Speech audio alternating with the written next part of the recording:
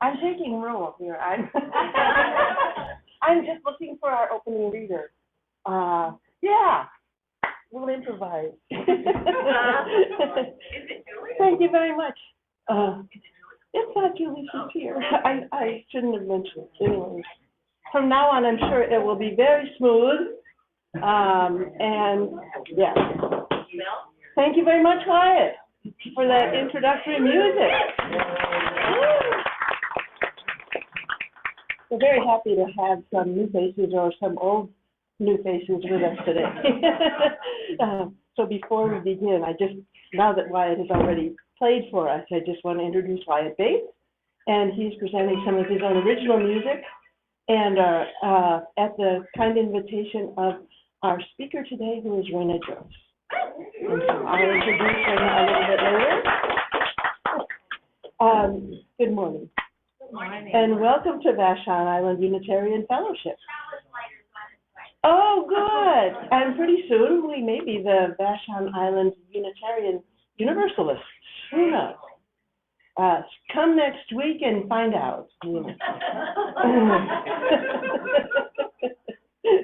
We're going to have a vote next week to change our name. As a reminder, my name is Ann Lewis, and I'm the service leader today. As a reminder, we have other people who are joining us on Zoom, who are also members of our beloved community.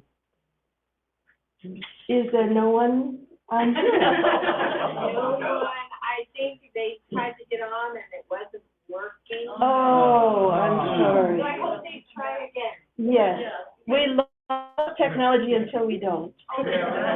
And thank you, Alex. I didn't introduce Alex Clark, who's managing our technology today. If there's no one on Zoom.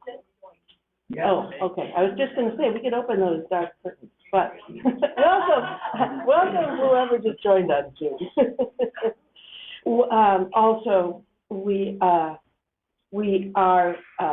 recording this service, and it will be available on our website. So please know that if you've missed today, you have another chance.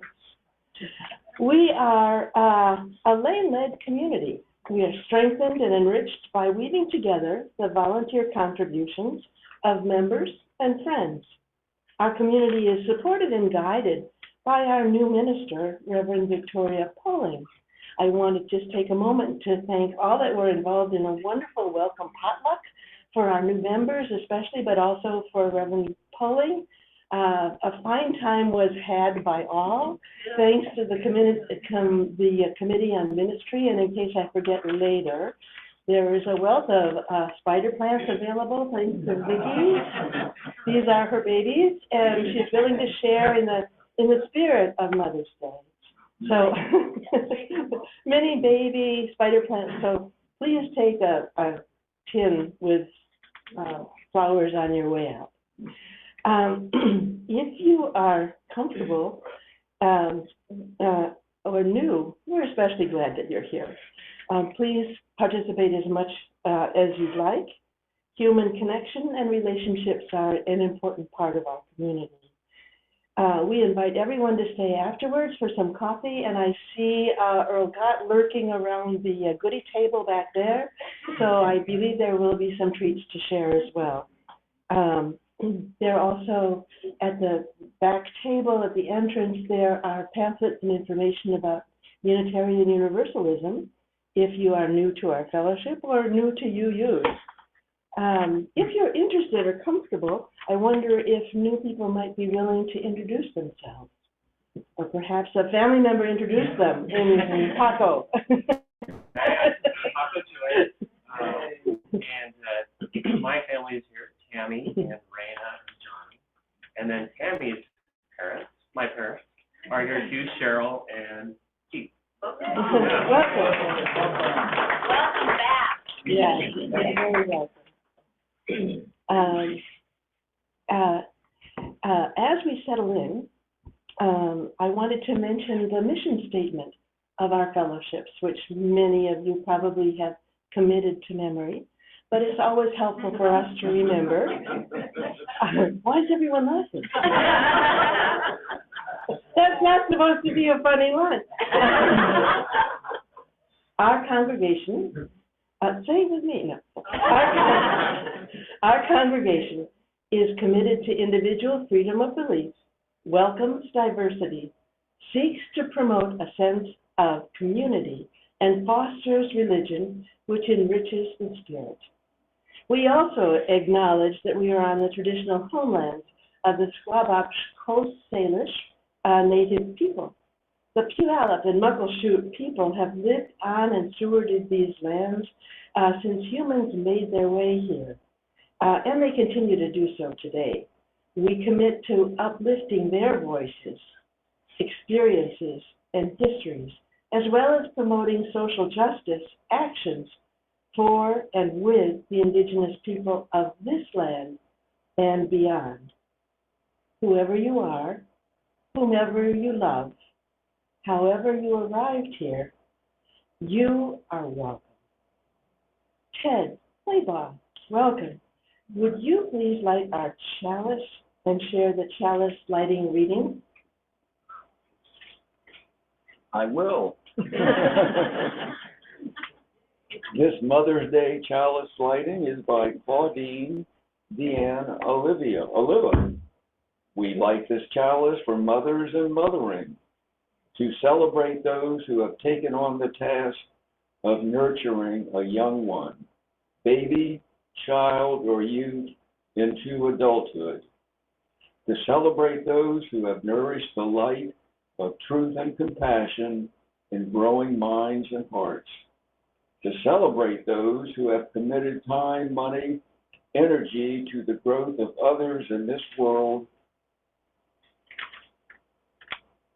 We light this chalice to celebrate and hold dear this flame of love. So happy Mother's Day to all you mothers and to all of you would-be mothers. Thank you, Ted.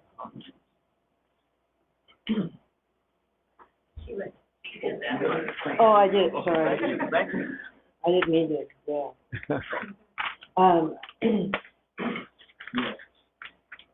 So our first reading for the day will be from Raina.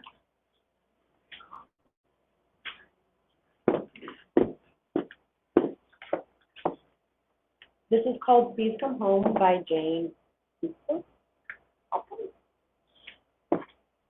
Please come home, please come home. Find the place where your feet know where to walk and follow your own trail home. Please come home into your own body, your own vessel, your own earth. Please come home into each and every cell and fully into the space that surrounds you. Please come home to trusting yourself and your instincts and your ways and your knowing, and even the particular quirks of your personality. Please come home, and once you are firmly there, please stay home a while and come to a deep rest within. Please treasure your home. Please love and embrace your home. Please get a deep, deep sense of what it's like to be truly home. Please come home, please come home. And when you're ready, really, really ready, and there's a detectable urge on the out-breath, then please come out. Please come home and please come forward. Please express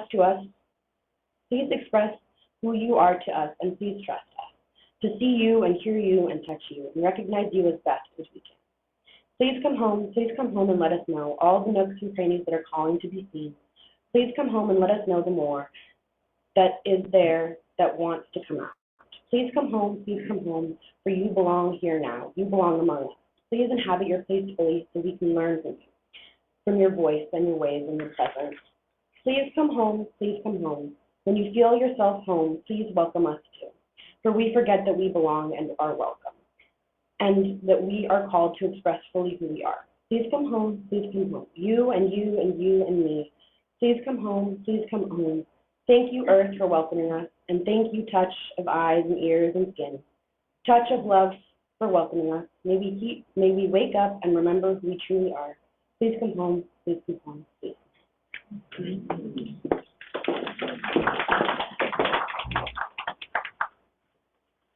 Thank you very much. Did you write that? Oh, but it was really delightful. We might have to share it in another format too, because it was I think, really memorable, and I think we'd like to remember it as well. Now, I invite Wyatt to share an original piece of music for us.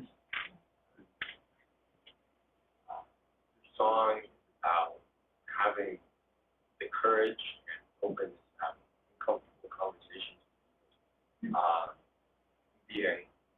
having the courage to pursue that, and you maybe get rejected a little bit, and the openness to receive them.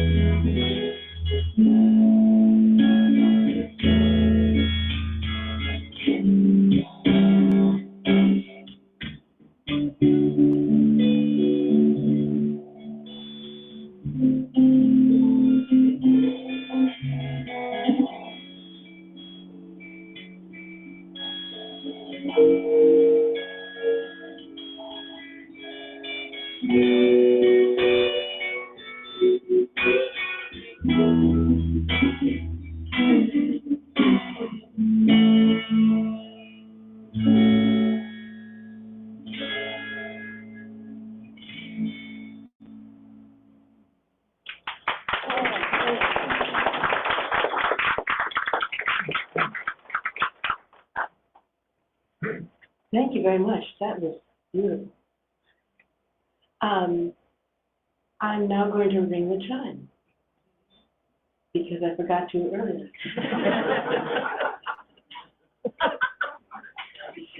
But this chime recognizes the beginning of our service. Besides, I like doing this part.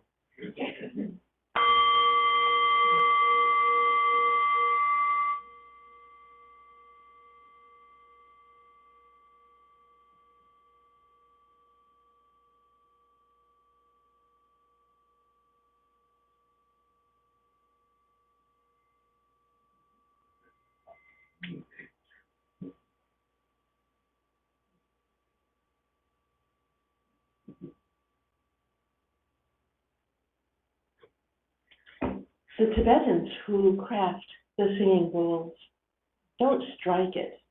They invite the bowl to sing. I'd like to introduce Raina.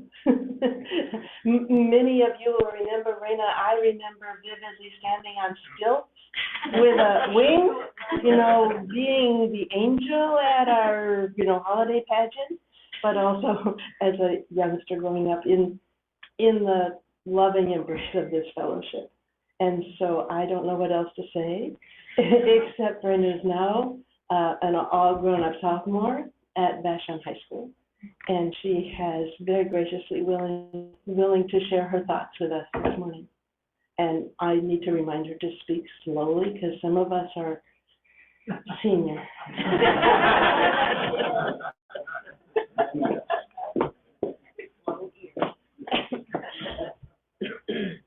Hi. So, I am part of Teen Council. Teen Council is a peer-to-peer sex education and mental health education that is inclusive and comprehensive. So I joined Teen Council this year, and one of the big things that we do is we teach at the middle school. So we go over our lessons, we learn them, we give each other parts, and we go and we talk in front of the middle schoolers, and we teach them. And whenever we teach, we introduce ourselves, and the first thing, like the first question we get asked when we introduce ourselves is, why are you part of Teen Council? And whenever I'm asked that, my first response is because Teen Council came to my middle school class, and it impacted me and my classmates in such a powerful way. We were teaching things that I was passionate about, and I didn't even know that being part of Teen Council was an option. So from that moment, I knew I wanted to be a part of Teen Council when I was old enough. The process to join was really intense. There's interviews and applications, and I was really lucky to be chosen. They actually almost didn't choose me because in my written application, I outed myself as being incredibly busy and overscheduled. But during the interview, I was asked, why is this, like, how important is this to you? Will you be able to put this before all of the other things you do? And I sat there for a moment, and I said, yeah, I'll be able to put this before everything that I do. Because I believe that everyone should have access to inclusive sex education and a comprehensive mental health education, because teens are all of those things. And because really this kind of education is really important, because it leads to everybody having a better understanding of themselves, their bodies, their partners. And a big thing in Teen Council that we talk about is relationships. We talk about all sorts of relationships, friendships, families, boss and employee, all sorts of things. And we talk about, like, the power dynamics at play, and stuff like that. So people are less likely to get into unhealthy relationships and less likely to go through trauma and abuse if they're aware of red flags at a young age, if they're able to trust themselves and their boundaries, and able to know how to set their own boundaries and keep those boundaries set. In contrast to the romanticization of the red flags and abuse in our culture and popular music and movies and social media. I was already pretty passionate about all the things we teach at Teen Council, and I was also pretty well versed in all of the things we teach in Teen Council, because my mom has always been very open about sex and mental health and taking care of myself, trusting myself. She's always been very inclusive. She doesn't make it just a single conversation. She incorporates it into our daily life. I was the kid in 5th grade who knew all about sex, and I was the one who taught my friends about puberty. In 5th grade, we watched the video. It was hyped up since, like, 1st grade, and it was something that we all dreaded, but we were all also kind of excited for. The video, we were told, was about sex and how babies are made, and we were told it would be awkward and weird, and it was. Our teachers divided us up by sex rather than gender, and they didn't even talk about the difference between sex and gender, which is a whole subject in itself, which we teach at Teen Council, of course. And they showed us a video.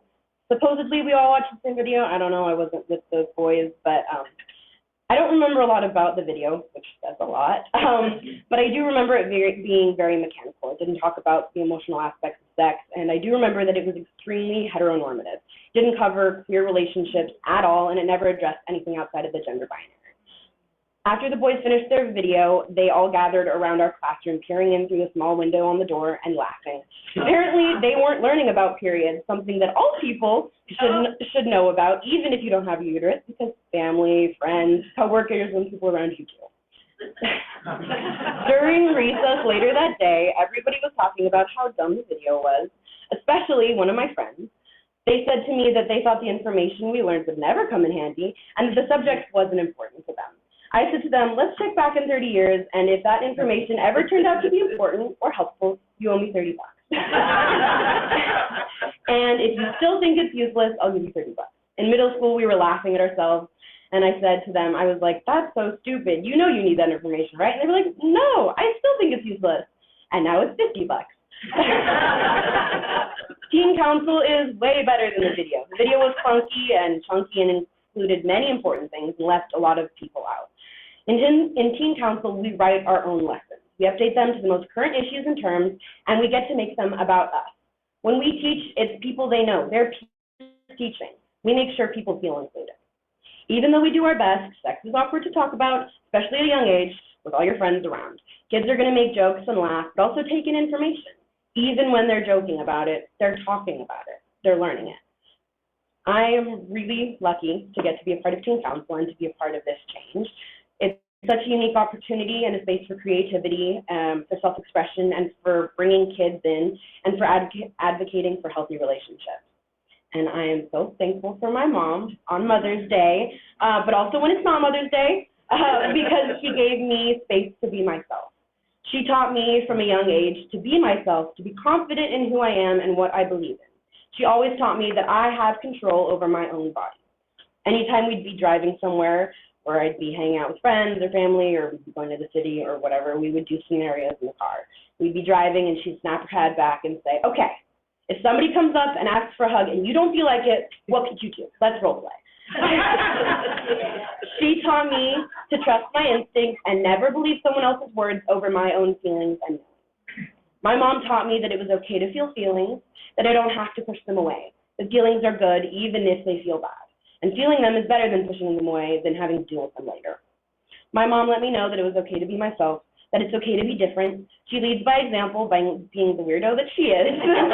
Sometimes it's embarrassing, but it's always inspiring. Well, usually.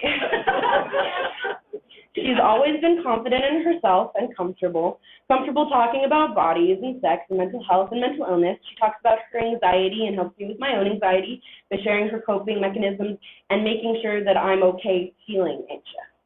She's definitely comfortable talking about periods and anatomy and queerness and all sorts of things, all stuff we talk about around the dinner table. My mom taught me to trust myself, and essentially, that's what we teach in Teen Council. I get to stand up in front of a bunch of kids and talk about sex and how they can trust themselves, and now I get to stand in front of you today and do the same. I know that not everyone gets to grow up with that kind of freedom. I know that I'm really, really lucky. The freedom of being included in hard and awkward conversations is really special. So today, Mother's Day, I want to leave you with the thought that it's okay to be yourself. It's okay to trust yourself, to love yourself. The world needs you. We need you. Yeah.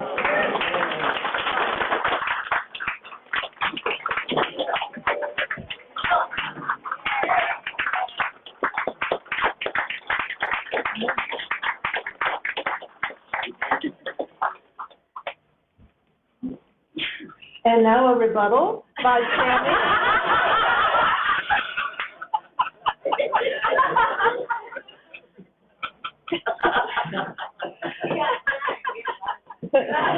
Well, you know, our whole lives curriculum, part of the UU Fellowship, also has, looking around, a senior section.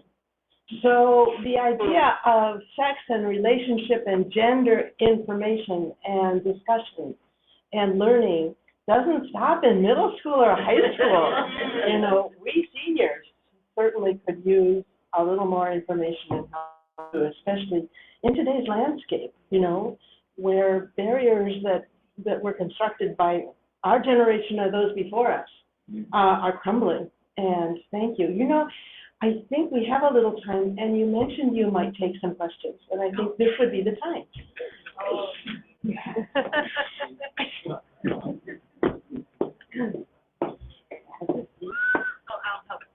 Vicki. I would just like to know how. Oh, all right.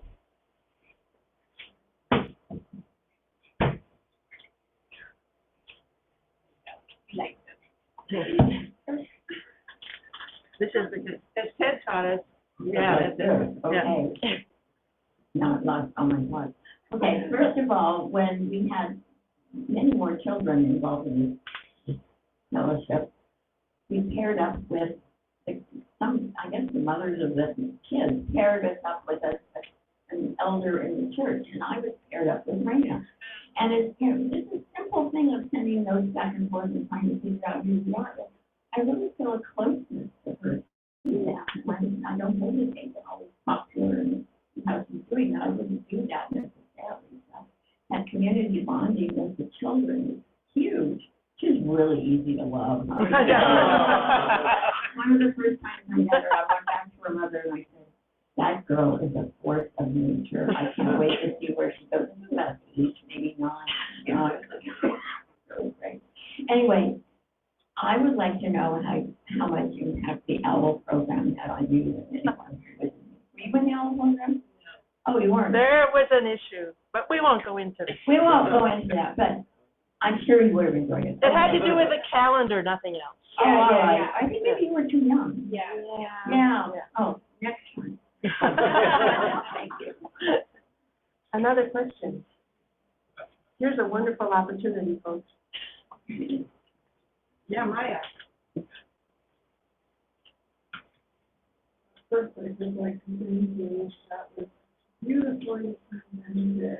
Thank And you. I think the role is probably on education. We really ignore that in our educational systems. To the detriment of all, and I'm glad to hear compassion on that barrier is being addressed. Anyway, I was just curious, I didn't know about teen council, and I just wondered how it started, if you knew, and how long it's been around. Yeah. and how many kids are involved, a little bit more about it. So Teen Council is all over nationwide. Maybe bigger than that? I don't know. I think it's at least nationwide. So it's been on the island for 7 years. Right now there are 10 kids in Teen Council, which is the biggest Teen Council they've had so far. And right now we are going to be doing interviews for the new freshmen who are going to be turning into sophomores next year. So we're going to be doing interviews in a couple of weeks for them. Teen Council so most teen councils, actually all other teen councils, go straight through Planned Parenthood. We're very special. Our teen council goes through DOVE, which goes through Planned Parenthood, which is why we get to rewrite our lessons. Most other teen councils don't quite get as much freedom as we do, which is really why ours is so special. It's really helpful. We're right now working on trying to get some lessons into the high school, maybe into the elementary school, to the faculty of the high school. And just we're trying to spread our wings and maybe get more access to more people. Yeah. I will add that one of the barriers to, most teen councils teach in the high school rather than the middle school. We had a barrier on Vashon Island, which was the health teacher at the high school. Yeah. Wanted abstinence only sex education, believe it or not, The one who has now been removed. for having a relationship with your student. So that barrier is now gone. So I think teen council will now start teaching that. We've been talking to some people. I didn't know that. Okay, I think I know the answer to this, Raina, but are there any boys at all on Teen There Council? are. So we have, right now this year, we have a good variety of people. We've got 2 boys in our grade. We've got non-binary person. We've got a lot of genderqueer people, a lot of women in our teen council as well. But yeah, and this year during signups, we were looking over the sheets. There are a lot of guys who signed up this year. So we're really excited to get more people, make it more diverse. So yeah. Yes, and we're extending the size. So I think we're going from 10 to 13 because there's only 1 leader that we have to keep the full-ish. Melvin. Yeah, thank you, Raina. Wonderful what you're doing here and with your teen council. My question has to do with 10 people getting together to develop plans. And I'm wondering, a committee at DIUF gets together, it's kind of a messy process. And I'm wondering how you actually decide on what you're going to do in the teen council for setting up your own plans? So we have our teen council leader. His name is Maya. She is an adult. So every Tuesday we meet from 5:30 to 8, and we get pizza. So that's one of the big things I think that helps everybody be focused. A lot of us have ADHD and other things, so we take breaks so that we can stay focused. But yeah, so we usually have a lesson that Maya teaches us, and then we will do lessons ourselves. Like, we will be taught lessons for a good majority of the time, and then when we are going to go teach, we maybe take a couple of weeks before to look over the lessons that we're teaching, rewrite them, change them how we want, and practice them. But some days we just talk to each other. Some days somebody will be like, hey, I listened to this podcast, I think we should listen to it. Some days recently we had Andra. She's a physical therapist. She came in and she talked about the connection between the mind and the body for 2 days, because she came for one day and we were like, we want her back. So she came for 2 days and we got to talk to her. We do all sorts of things. One day we wrote a whole lesson. So we usually just edit lessons that we were given. One day we just wrote our own lesson. So that was really fun. We run an Instagram that is called Vashon Teen Council. And so every week we take some time to work on our posts. So we have a whole bunch of different things that we post monthly. So we've got like resource of the month.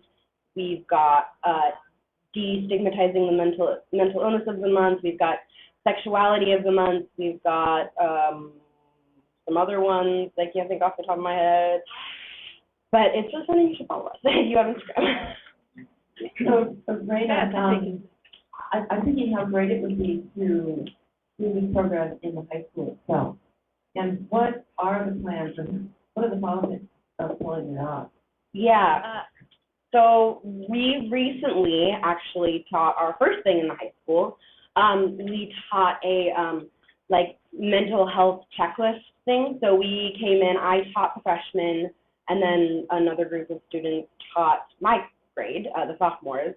And we went over a lot of common mental illnesses that a lot of teens struggle with, and some resources and some like warning signs and some like different kinds of things. For those kinds of things, we also talked about like checklists for maybe when you get into a depressive episode, and like little small steps that you could take within yourself. So everybody got a piece of paper and they all got to write down like things that they can do to help themselves feel better.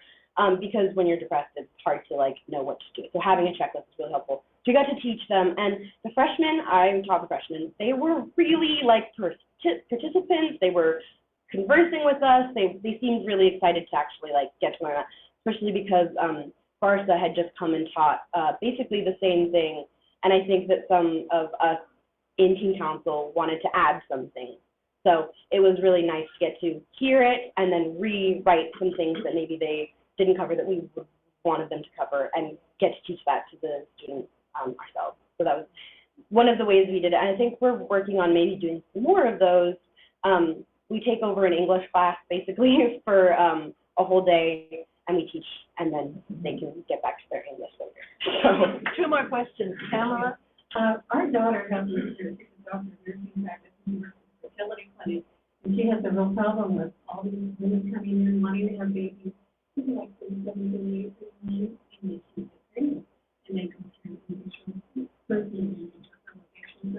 their eggs are too old. And she said, you need to teach women that if they're going to have babies, they need to freeze their eggs while they're young, 25 to 30, and then they can have success if they want to get their career going into their 20s and early 30s. And then because they're younger eggs, they probably could get pregnant. So we have 30 eggs that often be teenagers. And she said, these are things that are broken. Oh, that's my career going first. And something, I know my mother was a nurse, and she would say, oh, it's just that the baby is in the 20s. It's early 30s. She had to go through a major fertilization herself. She was working in the nursing hospital. In labor delivery, and they wanted to get working care person that she was from her. She was working in the person. She was helping. Thank you. Is there one more question? Do you talk about that? Oh, we talk about a lot of things. Yeah, so one of the things that we cover is, like, we talk a lot about barrier methods, and when we talk about that, we also talk about pregnancy and the different kind of paths. Recently, we had a big piece of paper on the floor at Teen Council, and we all just wrote about pregnancy. So we wrote about different paths that it can take and different ways that it starts and different ways that it ends and all of the, and so it was like a big tree and all the branches that you can take to pregnancy. And I think we are working on getting a good pregnancy lesson down so that we can teach that to those.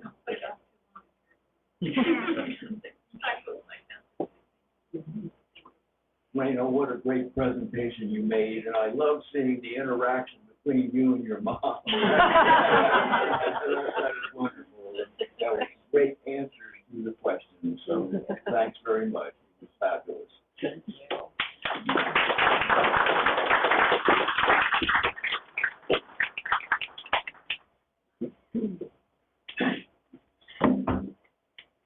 We are further grateful to have another piece of music that we can contemplate Raina's wise words. The song is called Solemn Knitting. That's what for the podcast. What, I'm sorry, what is the title? Solemn Knitting. Solemn knitting. Did you hear that, Julie?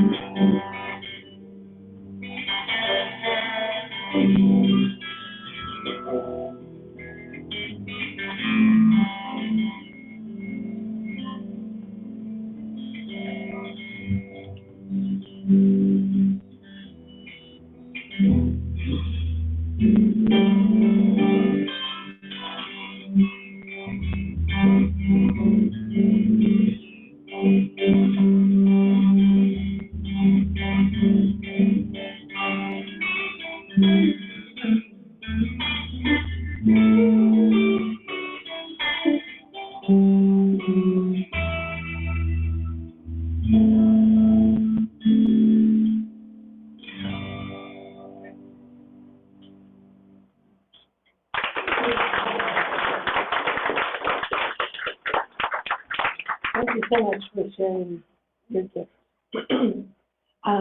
It's now time for our joys and concerns, and we'll stop recording so that we can maintain the privacy of this group. And as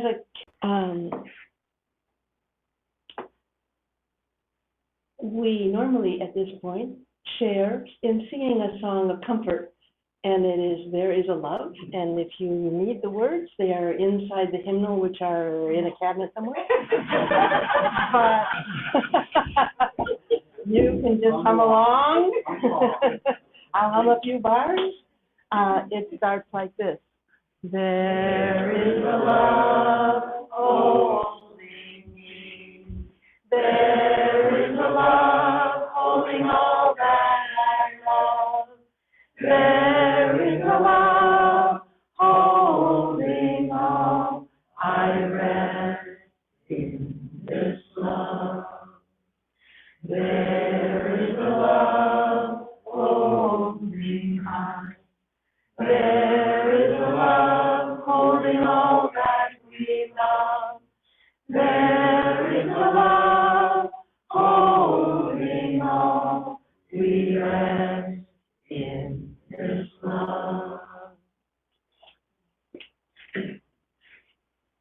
Thank you. We'll now resume recording, and we're happy to know that Jim is there. As members and friends of our fellowship, we commit to supporting our fellowship, particularly now as we are preparing our budget for the next coming year. And our financial resources help pay for our speakers, our musicians, our staff, the social justice programs that we maintain, and maintaining our building, keeping the lights on.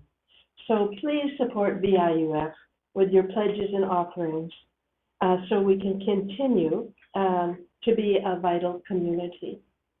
And our fellowship engages in a lot of peace, social and economic justice, freedom of belief, protection of our planet and its inhabitants, and activities. Once a month, we contribute the financial offering to a community or other organization that aligns with our values. And this week's offering will support Vashon Youth and Family Services. And we're very happy to have George Butler, former chair or present chair or chair emeritus or for Vashon Youth and Family Services to tell us a bit about your work.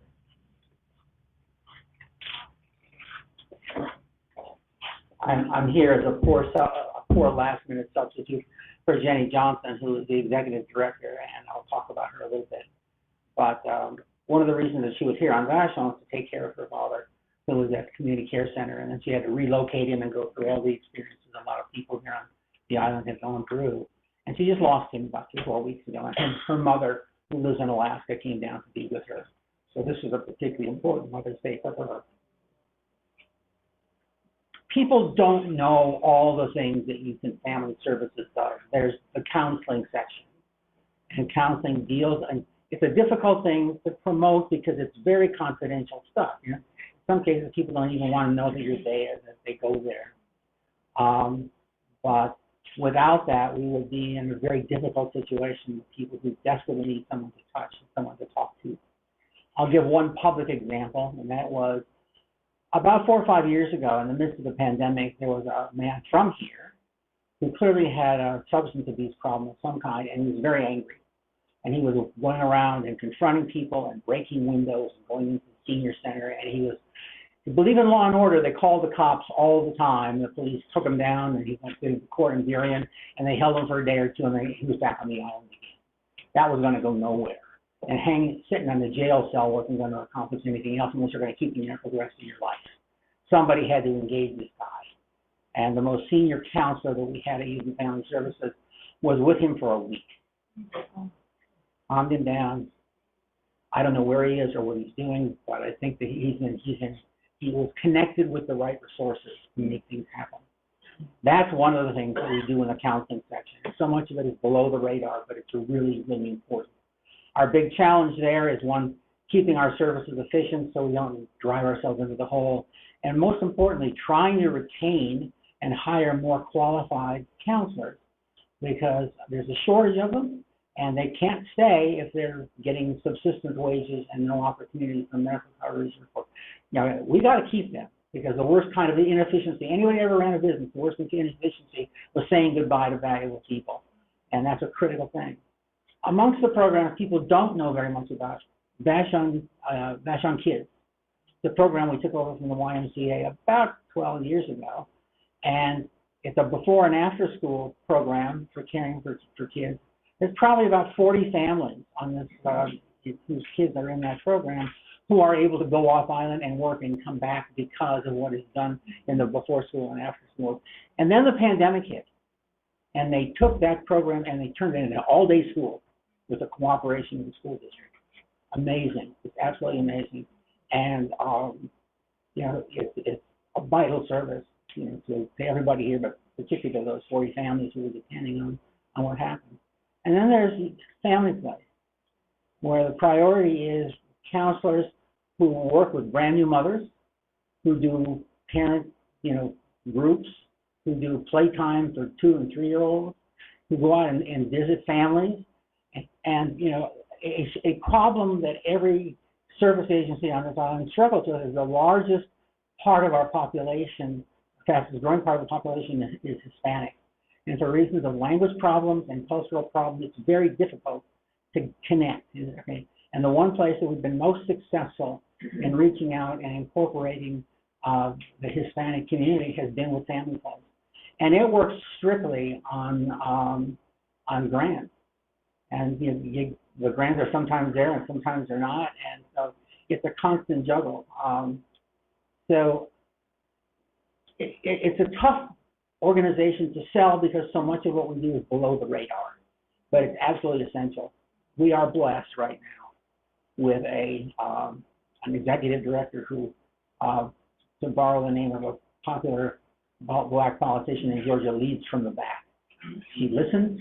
She doesn't sell policy. She helps create policy with input from everybody. She's just quiet and soft and very bright. And just, you know, we're very fortunate to have her here. There are a number of people in this room that I know have been on the board of Youth and Family Services. Beth, I think, was the first president of the board. Is that right? Second. Okay. But that was a first piece. I was the director. Oh, is that right? Okay. That I just learned. Rhoda, I went to Rhoda when I was serving as president. I said, "Come on the board." She said, "Well, I just don't have anything to offer." We all know Rhoda better than that. And she rapidly turned herself into one of the most valuable assets we had. And then there's quiet, soft-spoken George Lewis, who drew from his background with USAID and understood the importance of 5-year plans. And he did our first 5-year plan that we have revised continuously since George left the board. That is a fundamental. It is a fundamental rock to our securing foundation funding. Because one of the first questions they ask is, do you have a plan? Do you know where you're going? Do you know who you are? Okay, and that's the lesson that George taught us, and we haven't forgotten it yet. So, step up, and if you think you don't have anything to add, come on by and we'll talk to you.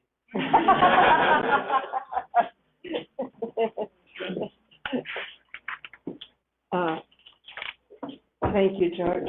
And now the greeters will come and pass around our offering basket. As they pass it, please join me in singing "Oh, We Give Thanks." And if you don't know it, just come along. Oh, we give thanks for this precious day, for all gathered here and those far away, for the time we share with love and care. Oh, we give thanks for this precious day. Oh, we give thanks for this precious day, for all gathered here and those far away, for the time we share with love and care. Oh, we give thanks for this precious day.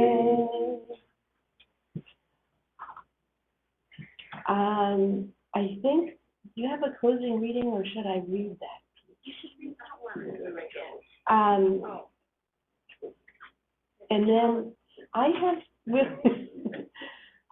a closing reading, if I can find it, because I printed it out, but neglected to bring it. But it's kind of important to our Unitarian Fellowship and who we are.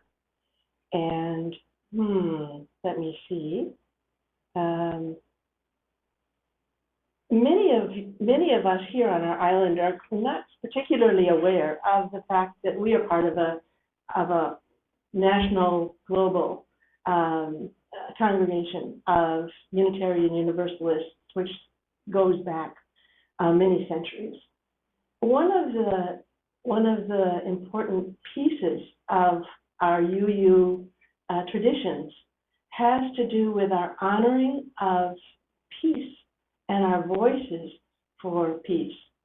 A prominent voice for peace in our history was Julia Ward Howe, a very prominent socialite and journalist and writer in Washington, D.C. And in 1870, and I don't remember all of this, Kate probably does,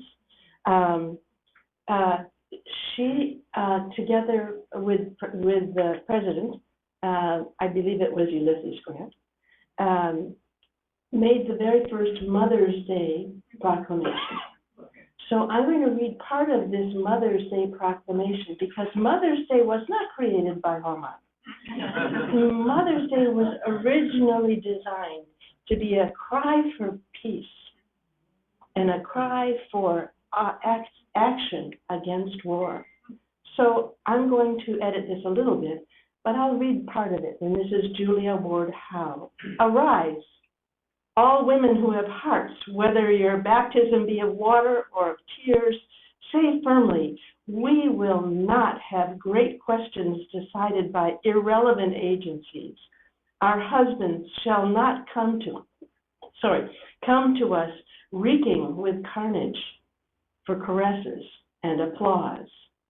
Our sons shall not be taken from us to unlearn all that we have been able to teach them of charity, mercy, and patience. We women of one country will be too tender of those of another country to allow our sons to be trained to injure others.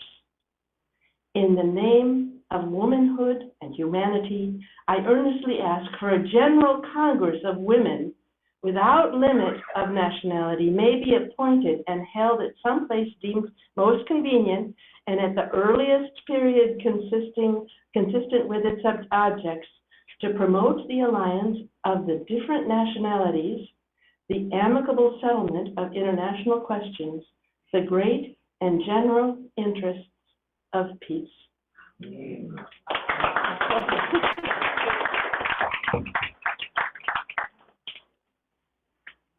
Ted will extinguish the chalice for us.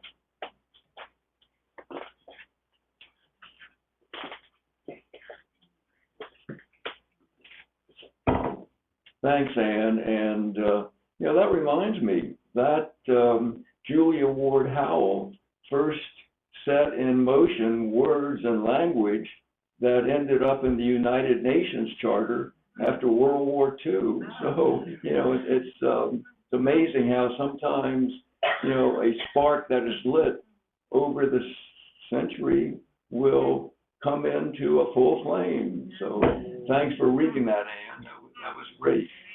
And today's closing chalice piece is The Blessing of Creativity by the Reverend Barbara Wells. Make your senses awake to the creative spark that lives in you. May you walk in beauty and seek to create beauty wherever you go.